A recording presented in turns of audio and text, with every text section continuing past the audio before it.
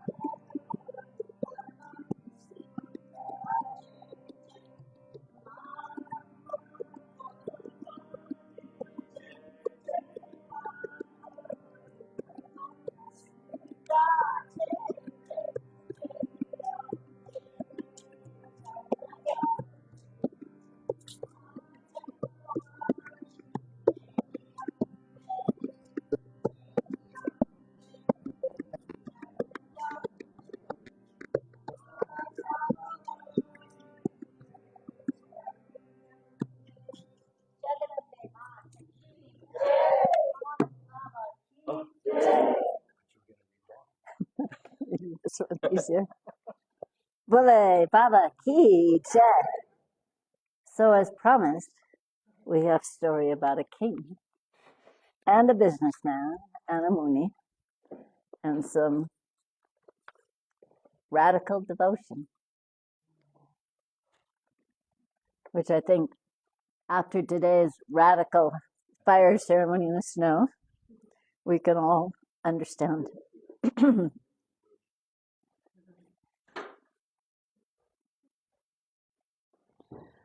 So Vedavyasa is telling this story actually to King Janamejaya, which you might not know all of that story, but no, Janamejaya.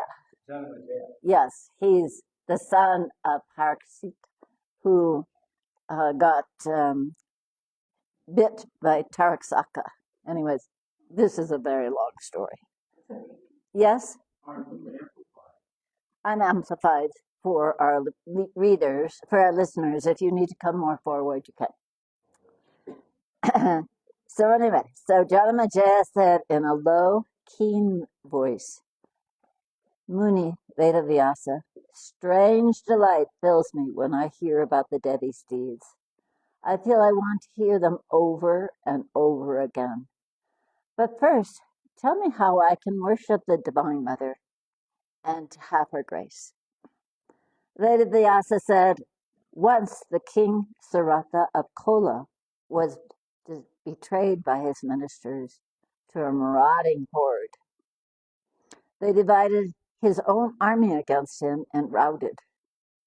Saratha fled into the jungle. In one day, that king lost everything. He plunged blindly through the jungle, tears streaming down his face, and arrived by fate at the ashram of the Rishi Sumedha.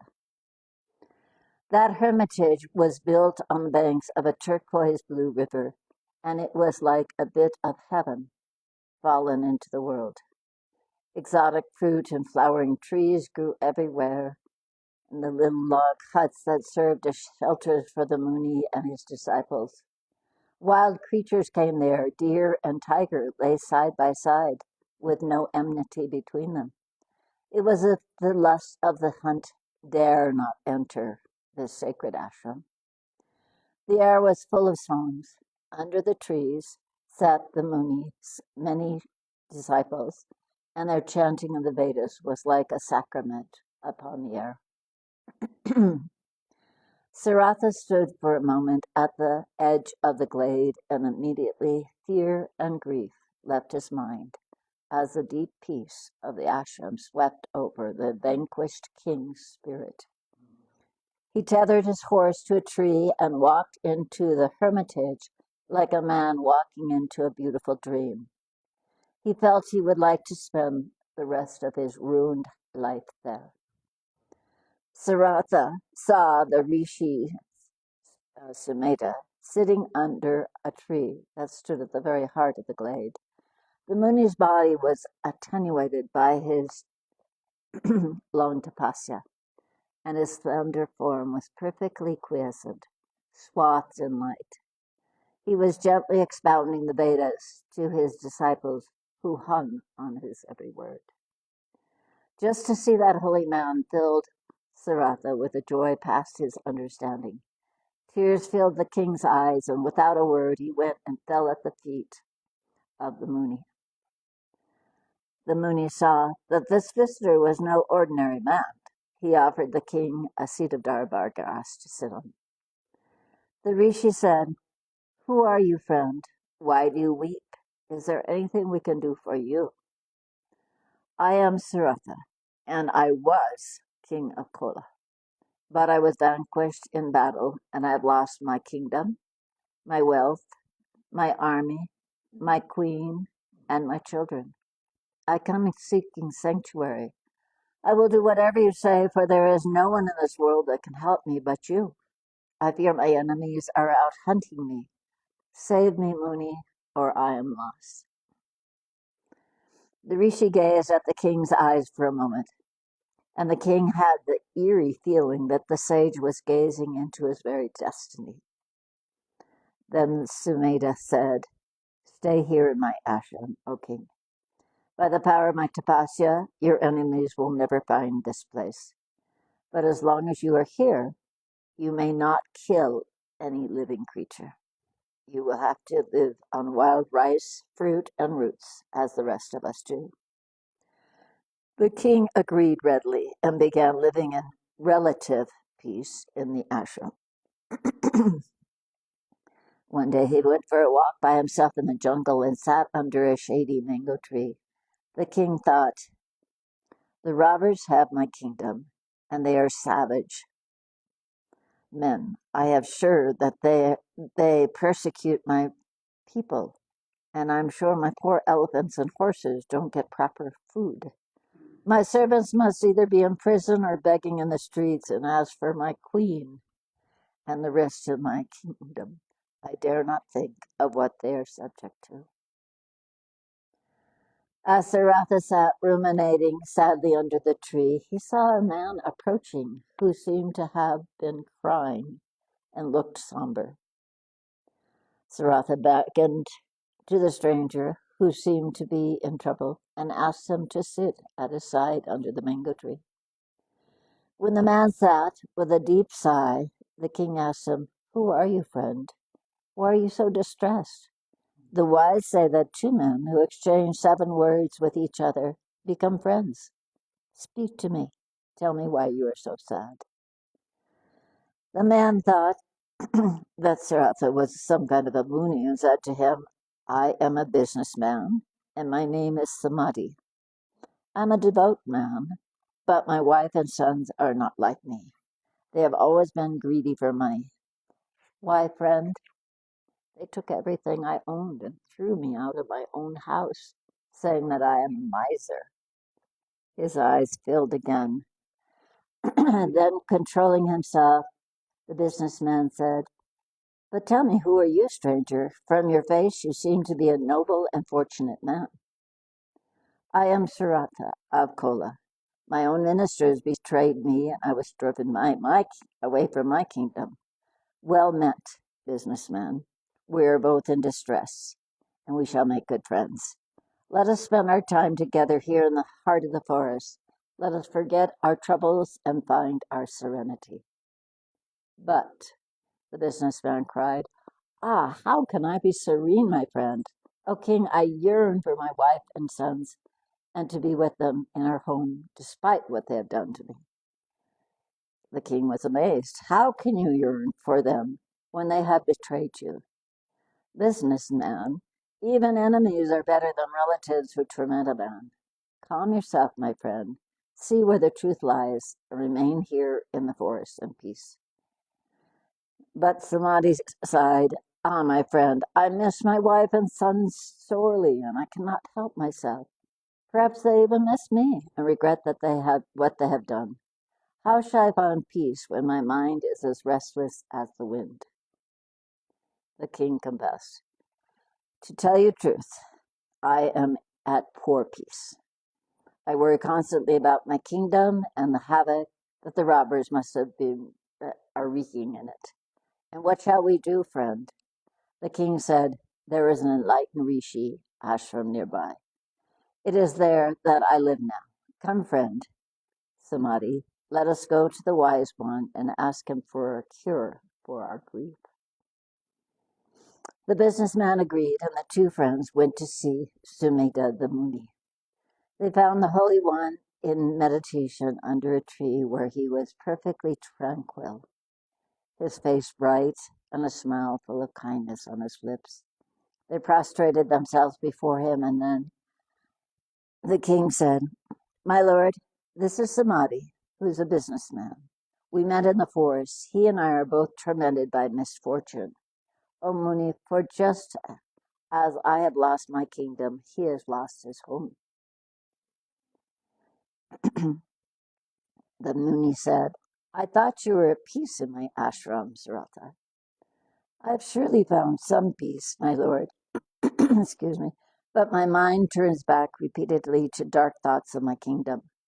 I think of my people's suffering and of what indignities my queen and children have to endure. I think of my servants and how they must be persecuted. Ah, Rishi, I know this world is all Maya, a dream. Yet, I have not found the detachment that lifts a man above joy and sorrow and makes him calm. All night I dream of my horses and elephants and how lean they must be without proper food. What must they think except that I have abandoned them? I know that they are just beasts and no kin of mine, but all night I see their sad eyes full of tears, and I hear them cry piteously in the dark. And just like my friend Samadhi, my mind will not be still. Great Master, nothing is hidden from you. Tell us, how can we find some happiness again? The Rishi Samadhi, Sumedha smiled. He said gently, the Mula Prakriti, the Divine Mother, Devi Maya, is the one who binds and frees all creatures in this universe. She is the cause of all causes. If you worship her, she will bring joy to your spirits. Samadhi said, how do we worship the Devi, O Muni? Oh, I'm Hrim Klim Chamundaya Viche is her mantra.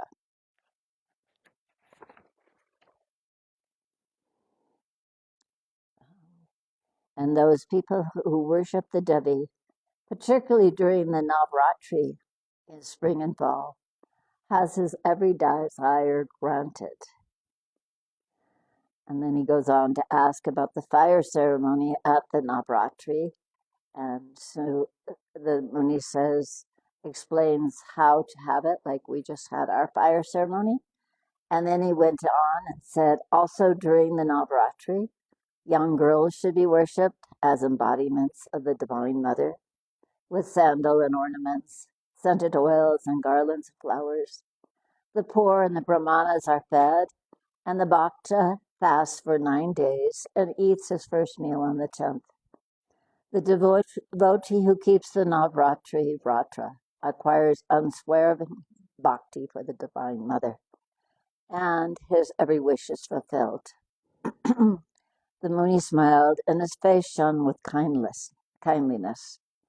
He said to Saratha, the king, and Samadhi, the businessman, the way out of your misery, my friends, is to worship the Divine Mother, Devi Bhagavati.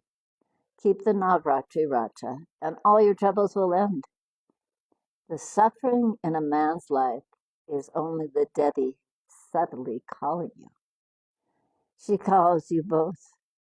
Worship her, and she will save you from your distress and bless you someday with moksha. The king and the businessmen were deeply comforted to hear the Muni's words. They felt hope spring up again in their desolate spirits. They prostrated themselves once more before the sage. When the sage blessed them, the Samadhi said, Holy One, we are surely been led to your feet by our punya of past lives, our merit. Your wisdom makes us pure. Muni, your peace calms our mind. We will worship the Devi Bhagavati with fervent tapasya. We beg you to please be our guru. And he agreed. And they bowed to him, and with his leave took themselves to the bank of the river that flowed nearby, and began their worship. They spent a month sitting in Padasana, their eyes shut, chanting the beach mantra of the Divine Mother, and reading the 3 legends of the Devi.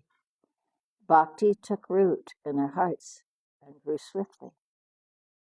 Saratha and Samadhi did nothing else but worship the goddess, but once a day they would go before the Muni and prostrate themselves at his feet for his blessings. The bhaktas only ate fruit. A year went by, and they grew stronger in their tapasya. Then they ate only the leaves of certain trees. Another year passed, and both the king and the businessman dreamt of the Devi Bhagavati on the same night. They saw her wearing scarlet robes and unearthly ornaments. During the 3rd year, they were true tapaspans and subsisted only on water. But when 3 years passed and the Devi had still not appeared before them, they grew desperate. The two bhaktas said to each other, "If we cannot have a vision of the Divine Mother after 3 years of Dion, we may well not live anymore." Both agreed, and they dug a triangular kund and lit a fire of yagya in it. They meant to make a final sacrifice of the Devi Ambika of their lives. When the fire blazed up, Saratha took his sword and began to slice slivers of his own flesh from his body to feed the flames. The businessman, Samadhi, did the same. They found they felt no pain, but only great exultation at that what they did. Their blood flowed, and they offered it in ecstasy to the Divine Mother. Suddenly, the fire in the pit of sacrifice burned bright as suns, and the Tapasvins were blinded by the white flames like massive columns of light. From those flames, the Devi Bhagavati stood forth before her devotees. In her voice deep as the sky, she said, "You are my favorite bhaktas. Ask me for anything, and it shall be yours." The king's hair stood up on its end with rapture, and he said, "Devi, let me vanquish my enemies and have my kingdom back." The crimson Devi smiled. "Your enemies are enfeebled. Return to your city and rule for 10,000 years. After this life, you will be born as Surya Deva's son and be known as Sarvani Manu." She turned now to the businessman, Samadhi, who stood before her with folded hands. She said, "And what would you have for yourself, Samadhi?" The long tapasya had made Samadhi a wise man. He said softly, "Devi, bless me with wisdom, that the bonds of samsara, which bind my heart, are loosened. I want enlightenment, Mother of the worlds. I want to see the truth and to be free." The brilliant Devi raised her hand over him. Next moment she vanished before their eyes, and a common fire burned once more in the pit, and the wounds they had inflicted on themselves were all miraculously healed.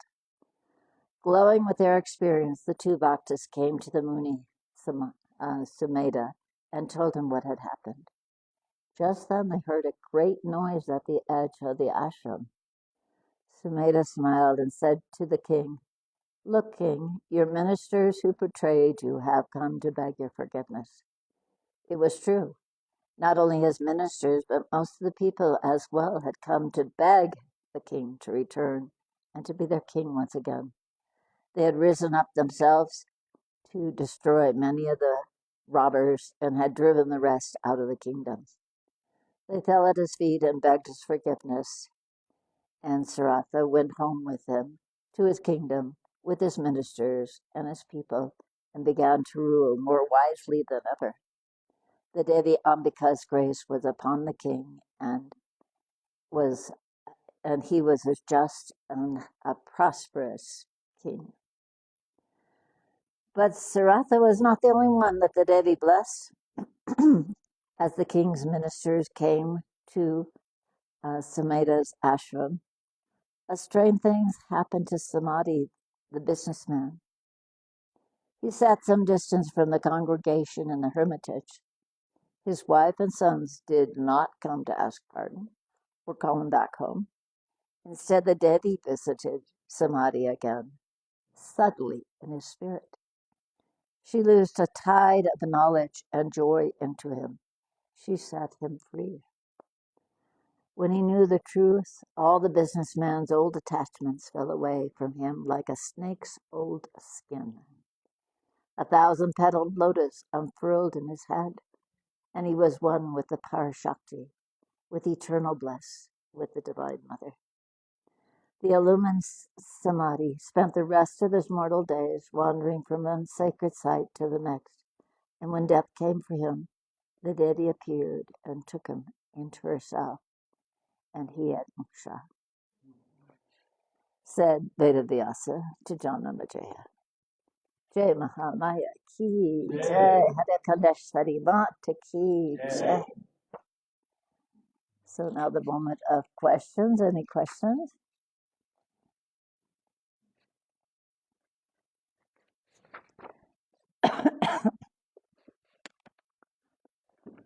Just like that.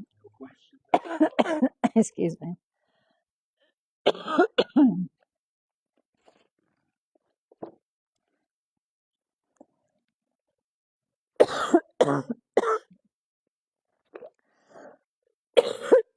So,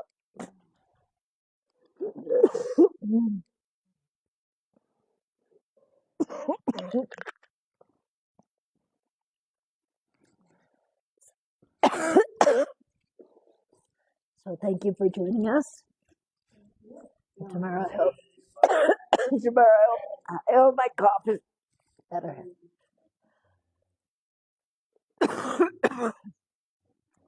And we'll have a darshan of the Divine Mother